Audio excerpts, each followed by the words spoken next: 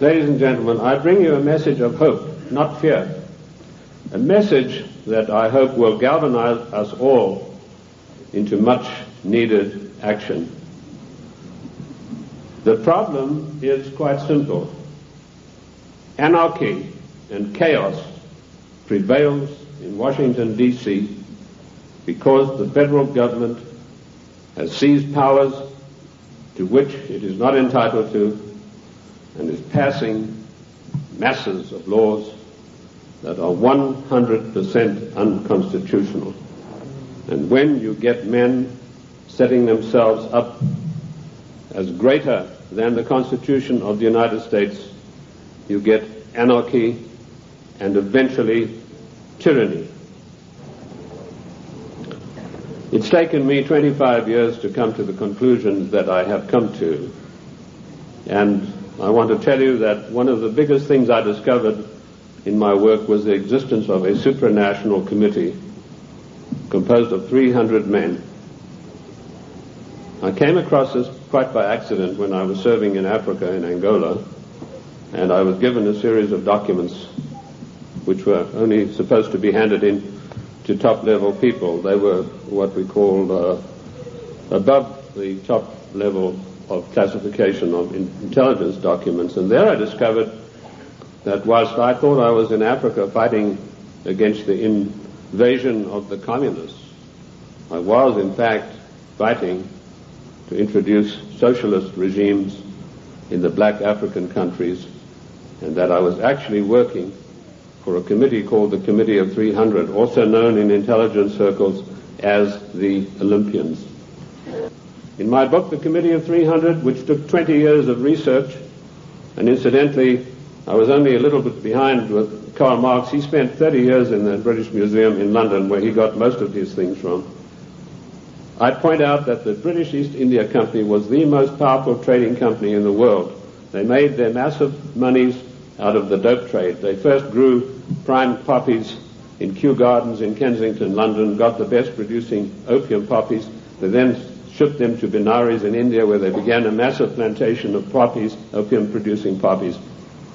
They then used their famous tea clippers to transport the poppies in the form of raw opium to China. And by their military force, they imposed an opium policy on China that turned the Chinese nation into a nation of addicts. And they enforced this policy, which was known to the royal family and Lord Gladstone, the Prime Minister, and every one of the lords and ladies in England. And they made a massive, huge fortune. In researching these documents in India House in London, I came across some of the manifests of the old tea clippers and the numbers of kegs of opium they carried and the values. And I totaled up these things, and I found to my astonishment that if we took 1970 as an optimum year for profits in General Motors and Ford, in 1 year, the opium trade with China was 3 times the profits of the combined profits of Ford and General Motors in 1970. And this was shared by 300 people. That was the committee that ran the British East India Company. They all had equal voting rights. They could not outvote each other, and of course they were sworn to secrecy. The descendants of the British East India Company today run the United States. These 300 men in the Committee of 300 still run the world today with an iron fist. Their wealth is untold, cannot be measured. I know I looked at some of the records that I could find in Italy, in Rome. I've done most of my work on location, and this has always been invaluable to me. And I came across the families in Italy who were called the Fondi, meaning the people who had all the money.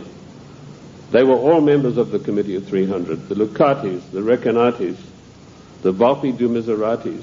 These people are so wealthy that they would make David Rockefeller look like a piker.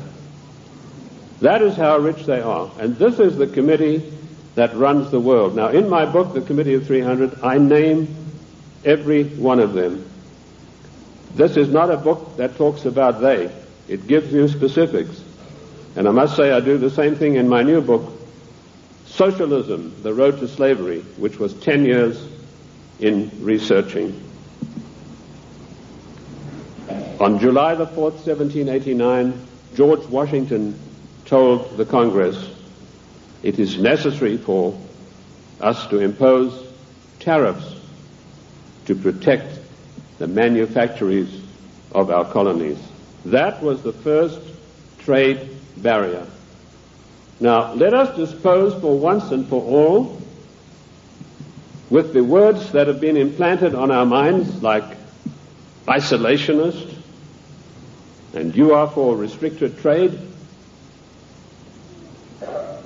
and you are against global trade. The United States of America did not grow great on global trade. The United States of America grew great on the hard labor of the people who lived in those days and the wise protection barriers put up by President George Washington, because immediately after the war they tried, the British, to try to down the United States through so-called free trade, which is nothing but piracy. Free trade, ladies and gentlemen, is a one-way street which allows other countries to dump their products on our markets to the detriment of our own people. That's what free trade is. It's strictly a one-way street. The trade barriers were increased by Lincoln, Garfield, and McKinley, and all three presidents paid with their lives for that policy. Disraeli was particularly incensed with Lincoln. Disraeli was the British Prime Minister at the time, and he ordered British MI6 to assassinate Lincoln, which is what they did, the same way as British MI6 publicly executed President John F. Kennedy at a later time. Our founding fathers and our presidents saw the value of trade barriers. They realized that we, if we wanted to progress, were not to be the dumping ground of the world. And I'm going to leave that subject for now and return to it later. The format that I want to use this morning is the type of questions that are most often asked of me. I've spoken to hundreds of thousands of people across the United States and worldwide, and I've been on many, many radio shows, and these type of questions, we note them, and this is what comes up most of all. Who and what is the Committee of 300? Well, I've dealt with that. I've told you this is a supranational body that knows no boundaries, respects the laws of no countries. The first time that they were publicly announced was by a German socialist by the name of Walter Rathenau. Now, I'll give you some background of Walter Rathenau. He was the financial advisor to the Kaiser of Germany, and he was also the financial advisor to the Rothschilds, the French family Rothschild. So he must have known what he's talking about. He made an astonishing statement in 1934. He said, there is a committee of 300 men that rule the world. They are known only to each other, and nothing happens without their consent. When former head of state Mikhail Gorbachev visited the United States a few years ago, flanked by George Bush and Quayle, he opened his Gorbachev Foundation in the United States. And he let slip, he said, this is being done with approval of the Committee of 300. CNN cameras were on him. They immediately switched. Now, I wrote to CNN and I said, could I have a transcript of this program, which they said was available. I never got a reply. I followed it up with letter after letter, but nothing ever came of it. The point I'm trying to make, ladies and gentlemen, is that the federal government, the secret upper-level parallel government that runs the United States, does not want you to know that you have an upper-level parallel government that calls the shots, that dictates what is going to happen to your life and mine. So that's how I found out about the Committee of 300. The next question is, what are their goals? Their goals are a one-world government, latterly called the New World Order. The one-world government began with King George III. At the time, that the colonists were brave enough to take him on, King George was already busy formulating a one world government, and he had lined up at least 50 countries that were willing to come into this future world dictatorship with him. The goals then, very simply stated, are to make the world over into a one world, new world order dictatorship controlled utterly and completely by this Committee of 300. How can they possibly carry out their goals? That's the next question that I'm often asked. They do it by dint and by virtue of their fantastic wealth and the fact that they control thousands of the top banking institutions, the political organizations, insurance companies. In fact, one of the giant insurance companies, a man called me and said, "Do you mean to tell me that they are controlling the Metropolitan of New York?" I said, "The Metropolitan of New York is peanuts." He said, "How can you say that? That's a giant American company." I said, "Well, compared with the Sicurenzi de Generali de Venezia, it's peanuts. That's the biggest insurance company in the world. They control in that organization everything that happens in the world in the insurance field comes out of Venice. That's why Venice is so important, because in Venice we have the black nobility. Now that has nothing to do with the color of the skin of the people, and I'm going to come back to them as we go along. So the goals are a one-world dictatorship of the most brutal kind, and how they carry it out is they have these interface banks, insurance companies, mining conglomerates, every conceivable control in politics, including the Democrat Party of the United States, which is, of course, since 1980 behind closed doors at a secret caucus in Washington, D.C. The Democrat hierarchy took on the goals of the old Socialist Party USA, i.e. based upon the Communist Manifesto of 1848. If you have a copy of my book, and I'm not pushing it, but in my book, The Committee of 300, I list every one of their huge, gigantic corporations, how they interface. And this, ladies and gentlemen, is an eye-opener, because it gets right down to the nitty-gritty of your everyday life in the cities and towns across the United States. So they carry out their goals through existing organizations. And also, of course, they have built up some special organizations of their own. When I first started writing in America, when I came here in 1969, I revealed the existence of an organization called the Royal Institute for International Affairs, which is located at Chatham House in 10 St. James Square in London. I also revealed the existence of the Club of Rome, the Cini Foundation, the Mont Pelerin Society, the Order of St. John, which was known but not known. And I listed all of these secret societies that run the world as executive arms of the Committee of 300. So it controls the world through all of these. The Royal Institute for International Affairs is the executive arm of this committee, which gives instructions to the United States government to this very day. The chain of command is as follows. Every Secretary of State that has been appointed since 1919 is appointed by the Royal Institute for International Affairs. That may come as a shock for you.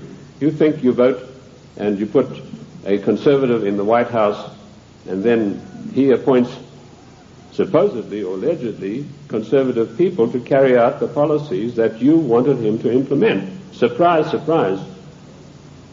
I ask you to find me a conservative Secretary of State since 1919.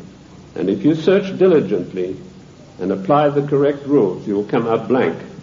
Every one of the Secretaries of State was chosen in London by the Secretary of State, as was Wilson, the President Wilson, as was Roosevelt, as was James Earl Carter. He was specially chosen because he'd had 3 mental breakdowns, and they felt he would be a good guy to manipulate. Oh, I'm talking facts. I'll tell you the story of that. In my World in Review news magazine, I wrote that, James, I'm digressing a bit here, but it's necessary to do that now and then. It's not a sign of a bad speaker, although I don't put any laurels around my own neck. But James Earl Carter was not a known entity in the American scene. I first heard of him through my intelligence contacts, particularly my French sources, who were one of the best in the world after MI6, and he told me, your next president is going to be a peanut farmer from Georgia. And I said, how come? He said, right now they're meeting at the Dorchester Hotel in London. And if you get your fanny over there, he said, you'll find that there's a lot of goings on you might like to look at. And lo and behold, that's what was happening. The Royal Institute for International Affairs had ordered David Rockefeller to find a candidate who was totally weak, preferably a little mentally weak.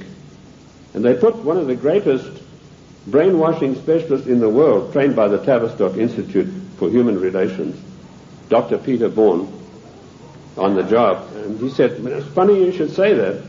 One of my patients is a guy from Georgia, James Earl Carter, and this guy can't take rejections, and he's been to me 3 times for a nervous breakdown. So they hiked Carter over to London and feted him at the Dorchester Hotel, which is a very ritzy place. And they feted him and wined and dined him, and the next thing we saw, Time, Newsweek, every newspaper in the country, James Earl Carter. Now we, in our little magazine, World in Review, we told those of our subscribers, this man is your next president. We also did exactly the same thing with William Jefferson Clinton, because we had the story of the Club of Rome. We knew who Agnelli was. We knew that Agnelli had had a huge love affair with Mrs. Pamela Harriman, and that Mrs. Pamela Harriman was the doyen of the Democrat Party, and Mrs. Harriman had been given the task of finding the next president of the United States, a socialist. And she picked up Clinton and said, you're our boy. But there's one snag. Clinton went up there brushing his forelock back and said, well, there's one problem. My wife's left me. So Mrs. Harriman was dumbfounded. She said, well, you better give it back in a hurry. And he said, no, she doesn't want to come back to me because of my tryst with other women. That's how he put it. My philanderings would have been a better word, but he said tryst with other women. So Mrs. Harriman sent for Mrs. Clinton, and she duly came to New York, and she sat her down and said, look, if you want to be the first lady of America with all the attendant prestige and power, you better forget about your husband's philanderings and get right back to him. And that is precisely what happened. And when I heard that had happened, I knew this guy was the next president. And we wrote that in our news magazine. And sure enough, a year later, here came marching into the scene William Jefferson Clinton. So the RIA, the Royal Institute for International Affairs, does control everything that happens in the United States. They give their orders to the Morgan Guarantee and Trust Bank on Wall Street. And the chief executive officer of that organization is Dennis Weatherstone. And he duly relays the orders over to the Secretary of State, whoever that happens to be. And he then relays the orders to the President. There was one exception to this, and that was during the illegal, 100% unconstitutional Gulf War. Now, I'm going to use a word, and I apologize to the ladies for this, but I need to tell you this graphically to illustrate the power that the Royal Institute for International Affairs exercises over the affairs of the United States of America. When George Bush was hesitating and didn't know whether he should get into the Gulf or not, the Prime Minister of Britain, Mrs. Margaret Thatcher, came over to the Committee of 300's headquarters at the Aspen Institute, Colorado, and this is the phone call that she had with George Bush. She said, George, this is Margaret. Apologies to you, ladies president. Get your ass up here. I've got some orders for you about the Gulf War. And Bush went scurrying up there like a little messenger boy. And the next thing we know, there was this massive outpouring of propaganda to start a war against the nation of Iran, a nation that had never done this country one iota of harm. I use those illustrations in order to give you the extent of the control that is exercised by this Committee of 300. There are many other societies that are operating for the RIIA. The Illuminati, which has been around for many, many years, I've written a work called The Illuminati in America, 1784 to 1994. A lot of people think this is an ancient secret society that's gone away. They think that Adam Weishaupt had a quarrel with the Catholic Church and that's it. Don't you believe it? 13 of the top families in the United States are in the Illuminati today, and they have a big say on everything that happens politically in this country. Then we have the Society of Cincinnati, which I don't think many of you will have heard about. That is an ultra secret society to which every president of the United States is forced to belong, including our so-called conservative presidents. And I point this out to you to show you that it doesn't matter who is in the White House. This committee of 300, through the Royal Institute for International Affairs, through the Council on Foreign Relations, exercises complete control. But their strongest arm is called the Club of Rome. Now, when I first heard of the Club of Rome in 1969, I immediately began my investigation. And as Ken told you, all of my investigations have been done on location. Every one of them.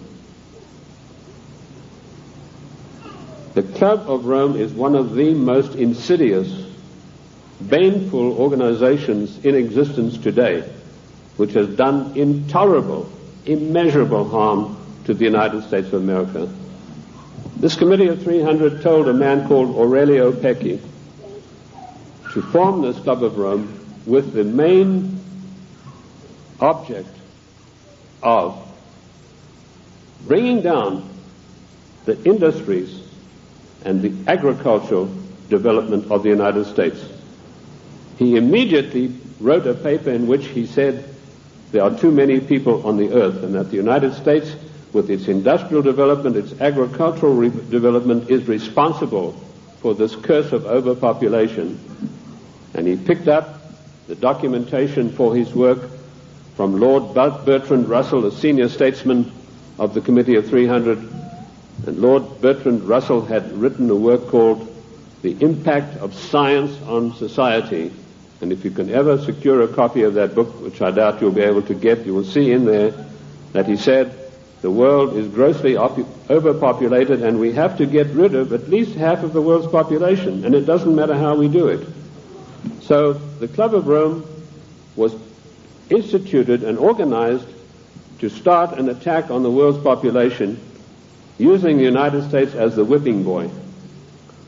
And they came up with a paper called the Zero Growth Post-Industrial Plan for Industry and Agriculture for the United States of America. 3 days after that plan was accepted as official United States policy by James Earl Carter, I was able to, through my intelligence people, get a copy of this insidious document. Basically what it said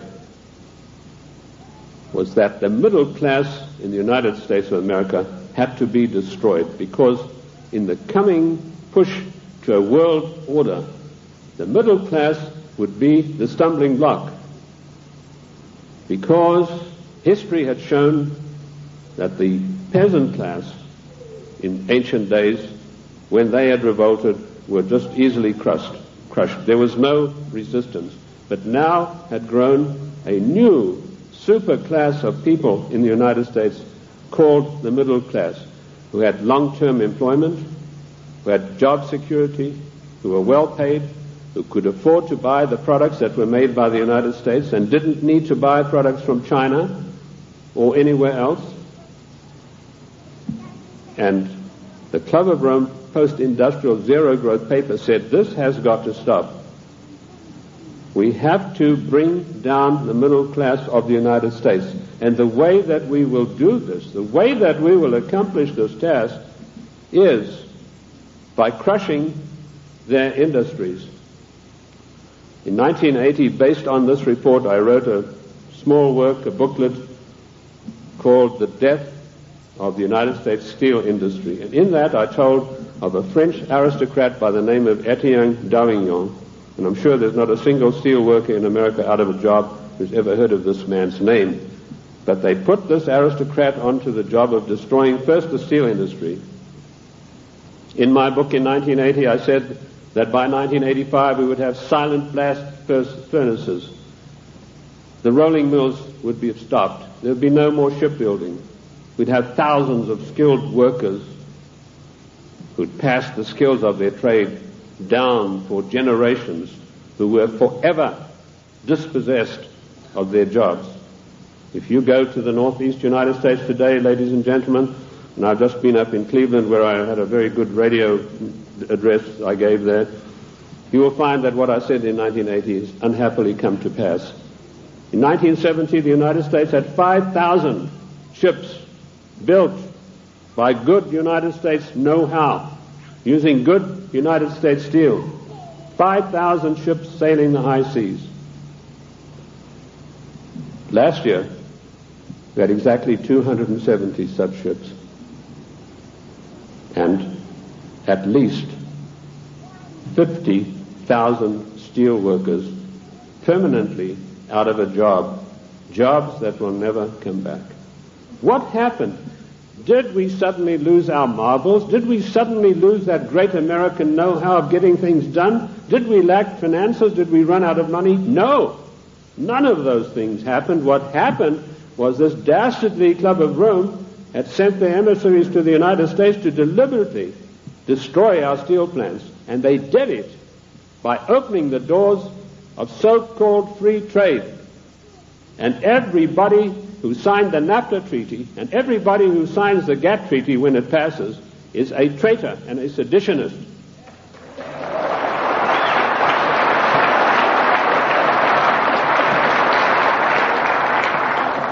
Our mighty steel industry is destroyed. Our shipyards are silent. Our skilled workers are permanently without a job. And if you don't believe me, get the report of the Club of Rome. You know, when I came out in 1969 with my report on the Club of Rome, nobody had ever heard of it. And people, when they got it, said, "Oh, this guy's paranoid. There's no such organization. It's probably something to do with the Catholic Church."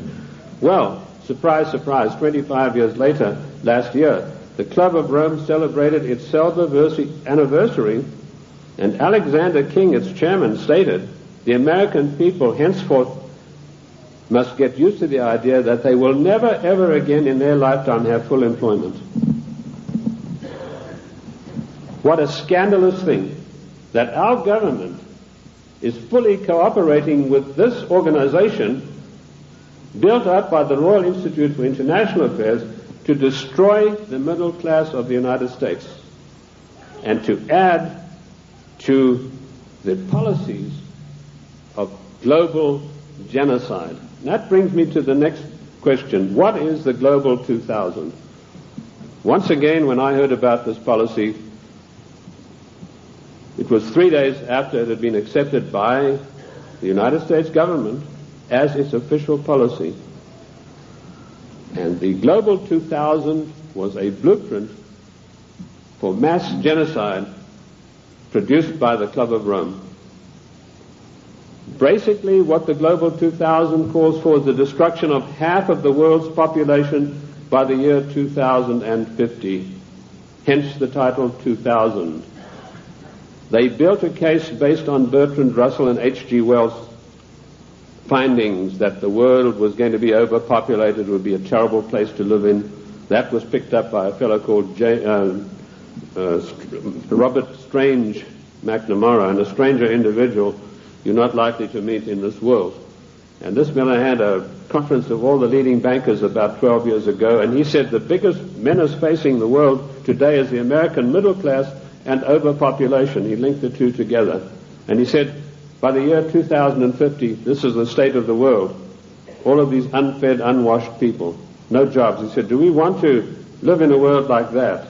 So the Global 2000 was a genocidal plan to take care of the people of the United States who don't have any jobs and who, like Alexander King said, are never going to get their jobs back, and the masses of people in other nations. That is why we had the sudden appearance of AIDS. When I was in the service, I was told there's a CAB experiment, that's chemical and bacteriological warfare experiment, going on in Sierra Leone in Africa.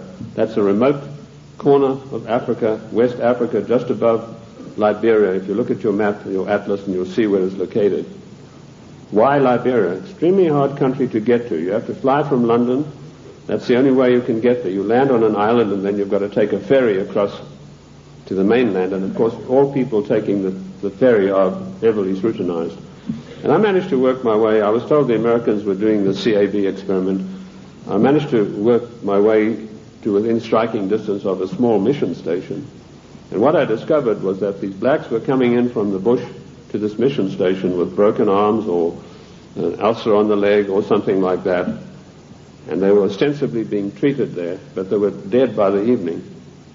What was actually going on was that a laboratory had been set up using Lassa fever virus. Now at that time, Lassa fever was one of 4 viruses that could jump the human-animal barrier. And it was a deadly virus. They were trying to create a virus that could be mass-produced and it could be sent out through the World Health Organization to get rid of millions of people in the world. But the Lassa fever virus proved uncontrollable. It killed 3 scientists who were working there. So the orders came from Washington, burn the place to the ground, and that's exactly what they did within a radius of 100 miles. They bottled up some of these viruses they'd been experimenting with and took them back to the Centers for Disease Control in Atlanta. There they began again, but again they escaped and killed 3 more scientists. So they incinerated the whole laboratory, sealed it off and incinerated. The same experiments are now going on in Harvard University right now. But they're not using the Lassa fever virus. That has proved to be too tough for them to handle.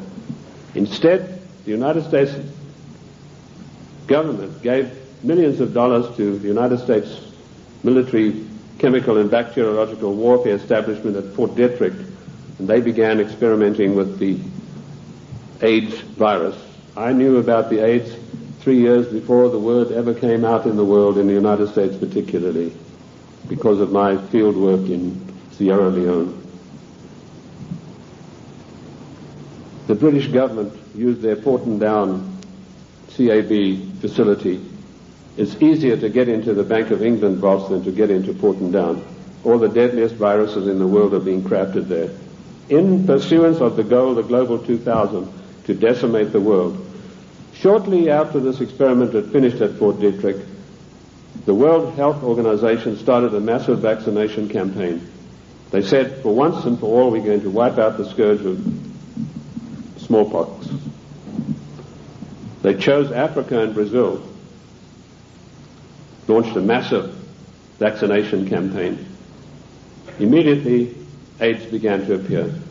Thousands and thousands of people began dying of the strange new virus, which the World Health Organization then said had come from the bite of a green monkey. They forgot to tell you the green monkey's been there for centuries, and he'd been biting people, if he ever did, for centuries, but no disease of that nature had ever occurred. The World Health Organization deliberately took this virus, which was crafted from a series of animal viruses, including Mediavisna sheep, which destroys the brain, which is why you find AIDS patients get dementia probably first before any of the other AIDS-related complex diseases appear. And they began vaccinating innocent people on a massive scale, and they began dying like flies. Why Africa and why Brazil? Because those 2 countries had the biggest black population in the world. And I want to tell the black people of the United States of America, do not trust the Democrat Party. Do not trust government. Do not believe that government is your friend. To them you are dispensable, the same way as we are. Millions of people died. I went through Uganda on an inspection tour, and I saw whole areas decimated where previously there had been small towns and villages. There was not a living soul in sight. And that is going on today. The AIDS epidemic is completely out of hand. It swept the world. It's been swept under the carpet in the United States of America. We were told that this is a disease which is passed by homosexuals. True enough, but that's not the primary cause of it. This is a crafted virus that was spread throughout the world to decimate the population. Coming behind them, and we reported this about 2 years ago in our World in Review news magazine, is the Vibro 19 cholera virus, a deadly killer. You get this cholera in the morning. If it's not immediately treated with massive doses of expensive antibiotics, you'll be dead in a day and a half. This epidemic swept India, carrying away millions of people. I don't know if you've heard of it in the press. I doubt it. Behind that is a deadly strain of malaria, and some of our forces in Somalia contracted this disease, a strain of malaria which acts almost like the HIV virus. It attacks the human immune system. And behind that, the Black Plague. Now, you've had some experience with Black Plague recently. Experiments were conducted in this area and in California with the Black Plague, distributing these plague viruses, to definitive areas by means of enfolded scalar waves using extremely low frequency radiation, which was a warfare technique developed in 1934 by the great Soviet virologist V.A. Gertchev. This is not Buck Rogers stuff, ladies and gentlemen. This is today's deadly truth.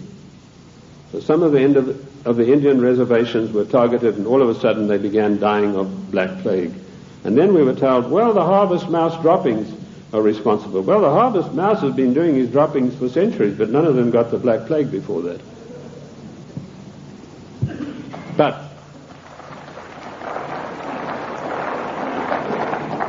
what happened immediately following the so-called population control meeting in Cairo? There was a sudden and violent outbreak of Black Plague in India, and it is still going on, and it is not under control. This is all part of the Global 2000 mass genocide plan. I know something about the Black Plague because in my research in the British Museum I discovered that the black Venetian nobility had none of their families or members had ever got the Black Plague. Yet the Black Plague, as you know, swept through Europe and killed half of the population of Europe. But none of their families ever got it. So I began seeking for the answers, and I found them in the Cairo Museum. So people said, well, how come, if these things are true, how are they going to protect themselves? They being the Committee of 300, their servants and their families, they have the means of protecting themselves by certain types of herbal compounds mixed with sugar. And they also have, of course, the protection of extremely low frequency radiation, where using the technology developed by the great virologist Gertchev, who proved that every living thing on this earth has a vibratory cycle, and he was able to measure the vibratory cycle of various deadly viruses, and by vibrating them double their cycle, you would kill them instantly. So that's one of the defensive weapons that these people have got that will kill the plague if they ever get it. The same technique, of course, will kill cancer cells. But the medical profession, run by the Rockefeller family and all the pharmaceutical companies, do not want you to know this, because when you go in for the doctor, he's going to write you a prescription for a chemical drug. There's no chemical drug benefit out of extremely low frequency radiation vibration. No profit to these people. So that's the Global 2000. Decimate the world's population, and particularly hit hard the United States middle class. How are they financing all of this stuff? They're financing it through the Fondi, who I mentioned to you earlier, the Venetian black nobility. Now, why are they called the black nobility? They're called that because of the vileness and the evilness of their deeds. These families date back to the 11th centuries, the Lucatis, the Recanatis. They were called, and the Guelphs, by the way, I'll come to them, they're particularly interesting. They were called that because of the evilness of their deeds. They make Lucrezia Borgia look like a Sunday school teacher. They had so much money, which is the outcome of the drug trade, the years of investing, the years of gaining control of every mining, mineral, gold, oil, natural resource of the world, that they can afford to finance these things. So the black nobility are the ancient aristocrats of Venice and Genoa, and they called that because of the nature of their deeds. The black Guelphs were one of the worst of them. Now, interesting enough, the Queen of England, Queen Elizabeth II, is a Guelph. She's not a Windsor. This was a title that was evolved in 1935 by her father to put researchers off the track.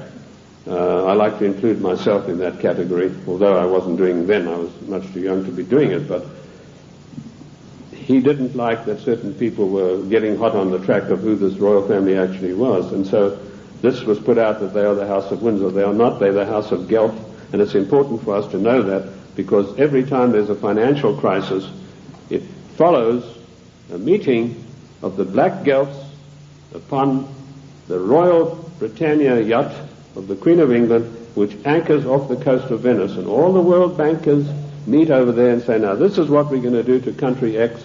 This is how we're going to control this worldwide situation. And then they go off and give their orders to everybody. So that is the way it is done. I told you earlier that they controlled the United States. Even in the days of President Lincoln, they had him assassinated on the orders of Disraeli. And they then, of course, in later years, were able to elect one of the worst socialists we've ever had the misfortune to suffer under, Woodrow Wilson. Wilson was elected by a ploy. Of course, they got Teddy Roosevelt and the Bull Moose Party running as a supposedly third candidate to siphon votes off so that Wilson could be elected as a socialist president. Now, our eyes have been fixed on Moscow. We've been led down the garden path, ladies and gentlemen. All of the time we've been looking at Moscow, and we've been told what demons they are in Moscow. Rightly so. But all the time this was going on, the Trojan horse of socialism in Washington, D.C. has been stealing our country away from us. And in my book, Socialism, The Road to Slavery, I give you a full and factual description of exactly how this was done. In 1898, the Fabian Society, a socialist organization, sent Ramsay MacDonald, Prime Minister of England, to the United States to spy out the land. He came back and he said, there are two things in the way. You have a very strong middle class and you have the Constitution of the United States, both of which have got to be destroyed before we can socialize America. The first step they took was getting a socialist president in office in the form of Woodrow Wilson. Woodrow Wilson was controlled out of England by Sir William Wiseman, head of the North American desk of MI6. Now, in case you don't know MI6, it is the most powerful and the oldest of all intelligence agencies in the world. They taught the CIA. They taught the Vatican intelligence. They taught the French intelligence. They taught the Mossad. They taught the Cheka. Captain Hill of MI6 went out and set up the Mossad. And Captain Hill went to Russia and helped the Bolsheviks set up their single-cell apparatus. Sir William Wiseman was the controller of Wilson through Colonel House. Now, who is Colonel House? He was an unknown person who emerged out of Texas. His father served the Rothschilds during the Civil War, and he emerged out of the war as the only person in Texas who'd made any money. And House was sent to Washington in order to control the first socialist president, and he took his orders from Wiseman, and House lived but a few blocks away from Wilson, and above him, Wiseman had an apartment. And that type of control is not gone. It is still here to this very day, right now, as I speak to you. Other questions? Give us some examples of what you're talking. How do we know that what you're saying is true? I'll refer you to the great soldier son of the United States of America, General Douglas MacArthur, a great patriot, a great warrior, a great Christian. When Douglas MacArthur was in Korea, he and General Stratomayor of the Air Force devised a plan that would have put China out of action for the next 50 years. He submitted this plan to Washington. An arch-socialist, one of the most vilest creatures who ever walked this earth by the name of Dean Rusk, immediately summoned the President of the United States to a meeting in Blair House. And he said, Mr. President, we have seen the plan submitted by General Douglas MacArthur, and there's no way in the world that you can allow him to implement this plan. And Truman said, why not? He said, you know very well that anything that relates to China has to be cleared by the Royal Institute for International Affairs first. And he said, they don't want you to do this. And MacArthur was not allowed to carry out his plan. And 50,000 sons, beautiful Americans, were slaughtered on the battlefields of Korea needlessly because of orders from the Royal Institute for International Affairs. And that same institute is controlling President William Jefferson Clinton to this day. MacArthur was eventually bowler-hatted on the orders of the British government. I mentioned earlier the death of John F. Kennedy.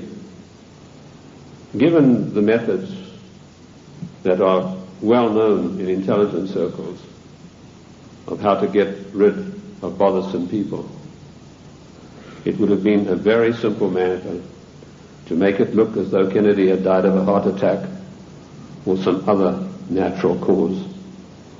Instead of that, in order to warn every president that would follow in his wake, every powerful person in this country in the know, you do not kick over the traces. You obey us, or you will see what will happen to you. Kennedy was publicly and brutally executed in a plan carried out by British MI6 under the control of Sir William Stevenson and his lieutenant, a Canadian citizen by the name of Major Louis Mortimer Bloomfield. Now, you won't get that in any of the accounts of the Kennedy assassination. You'll find it in my book, The Committee of 300. You'll also find it in my monographs about the Kennedy assassination. Who are these people? Sir William Stevenson ran American intelligence throughout the Second World War out of the RCA building in New York. His second in command, a Canadian citizen, Major Louis Mortimer Bloomfield, ran Division 5 of the FBI counterintelligence. You want examples of how Britain controls this country? I have given you them. I've also told you that every Secretary of State since 1919 is selected by the Royal Institute for International Affairs on the orders of the Committee of 300. Why is this? We go to these conventions and there's all the hoopla in the world. The balloons are flying, the straw boaters are in the air. Bush has been elected conservative president. Reagan has been elected. What happens in reality? The Secretary of State, who's charged with carrying out the policies, subverts each and every one of them. You show me a Secretary of State that has acted in the best interest of the United States of America since 1919, and I will give you the only money that I've got in the bank, which is about $1,500. You're welcome to it, because I know that you will not be able to do that. Every Secretary of State has subverted and acted in a treasonable manner towards the people of this great country. And when they haven't done it directly, they've done it through surrogates like Lachlan Curry, who ordered the military to jettison a shipment of arms destined for the great Chinese leader Chiang Kai-shek, to jettison overboard these arms in the Indian Ocean. And that's exactly what they did. We think that we elect our presidents. Ladies and gentlemen, we do not elect our presidents. They are selected for us long before we'd even heard of them. And I've given you two examples this morning of how this is done. The 300 office at Aspen keeps a tight control over every political event that takes place in this country. And it was this office, through Margaret Thatcher, that ordered President Bush to violate the Constitution of the United States of America and to violate his own personal oath to uphold the laws of the United States by sending our troops to the Gulf War against Iraq, a nation that had never done us any harm. And we did it by the dirtiest of dirtiest tricks. We got the daughter of one of the Al-Shabaab clan, there are over 400 of these people, and these are the most degenerate, disgusting people that you'd ever come across. The ruler has 140 wives. He doesn't have them all at the same time. When he gets tired of one, he says, I divorced thee 3 times, and she's gone. When the Iraqi troops came in there and they turned it over to the Red Cross in Geneva, 140 marriage certificates. This is the man that your sons and your daughters are propping up today in Kuwait in a most illegal manner, in violation of the Constitution of the United States of America. And Bush did a Texas two-step around the Constitution. He did not get the mandatory declaration of war. I'm not a lawyer, but I've studied the annals of Congress, the Congressional Globes, and the congressional records for 25 years. And in those pages will be found more wisdom, more in-depth information about the Constitution than you'll ever get from any law school. Anyway, most of the law schools have professors far to the left of Marx, and they don't know anything much about the Constitution. I talked to a few people, one lawyer in Congress. I said, what do you know about the Constitution? Well, I got one semester of law when I was at law school, and in that was something about the Constitution. Our Constitution is not even taught in the United States school system. Isn't that an utter shame and a resounding disgrace? Bush said the troops...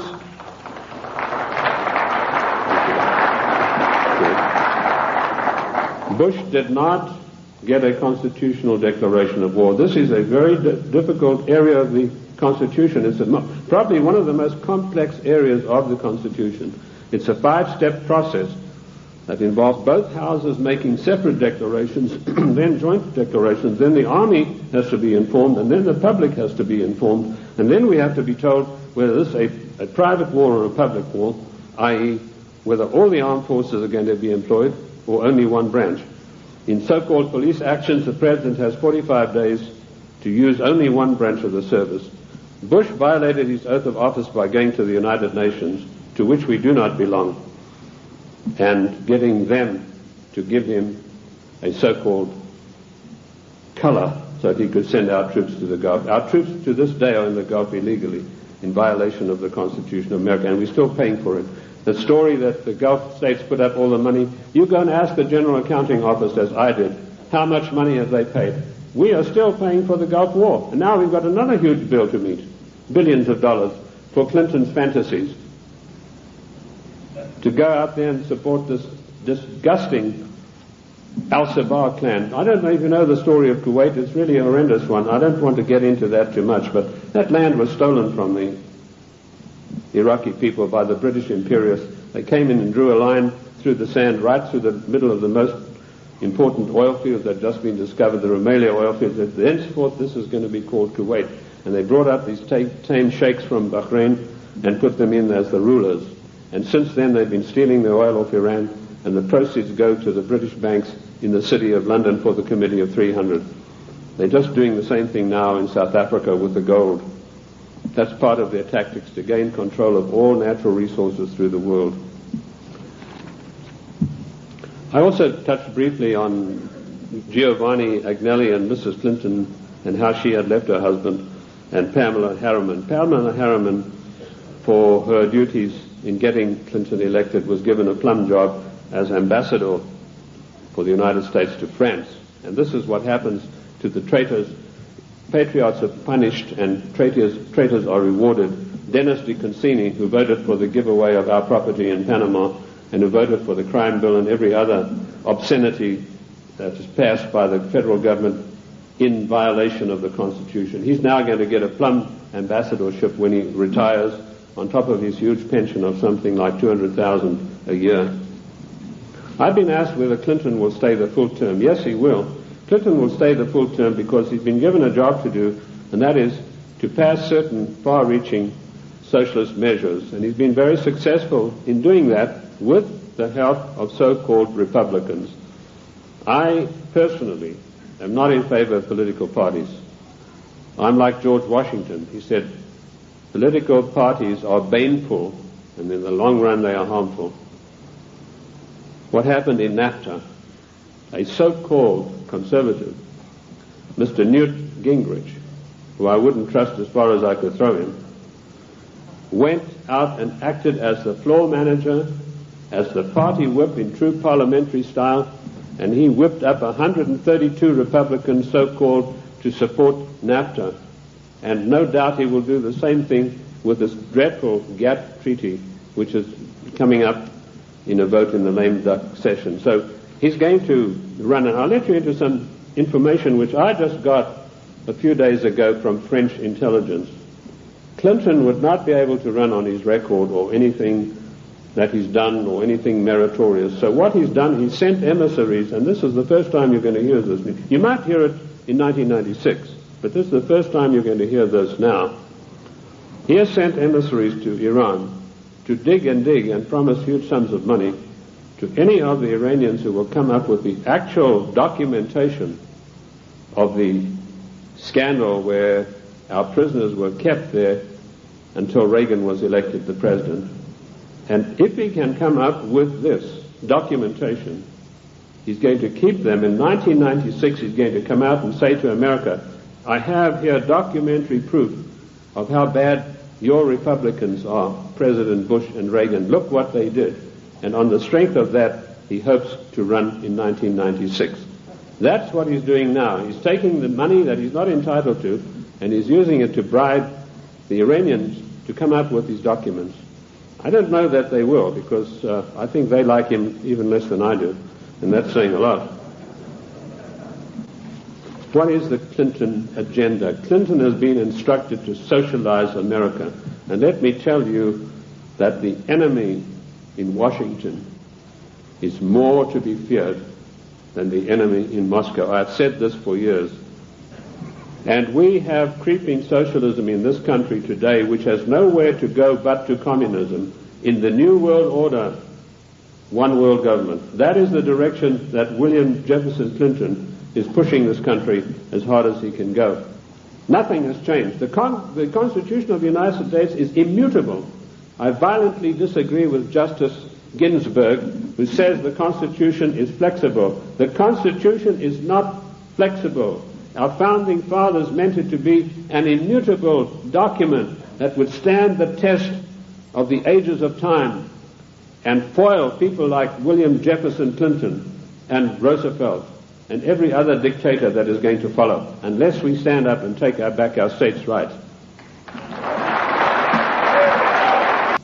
In future, historians are going to say this was the maddest nation on earth to allow this insidious war to be waged against them. And that's what it is, ladies and gentlemen.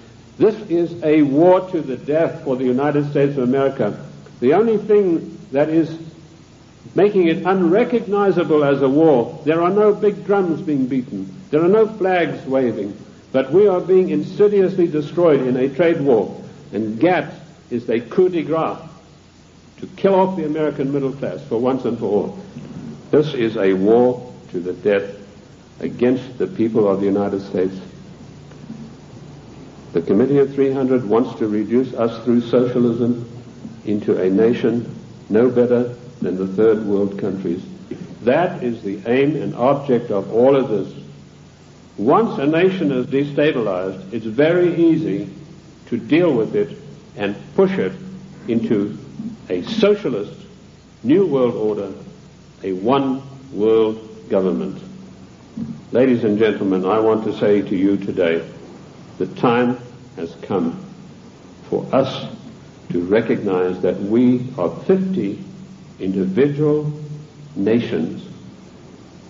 We have all the rights of an individual nation. We gave only limited empowerments to the federal government. They have grossly, flagrantly violated the concord that we have with them. Therefore, we, the masters, have the right to go to Washington and tell them, the servants, henceforth this concordat is severed, unless we understand from today all of these unconstitutional measures will be rolled back and a new system will come into being. The Federal Reserve Bank, that private enterprise bank, will be put out of business.